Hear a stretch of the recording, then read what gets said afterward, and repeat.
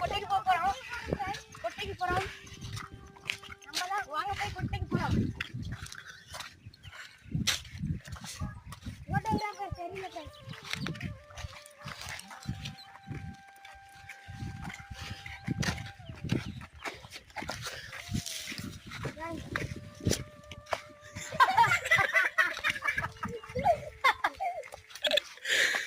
Friends. வாங்க போறோம். அப்படியே போறோம். நேரா கடந்தா பாருங்க.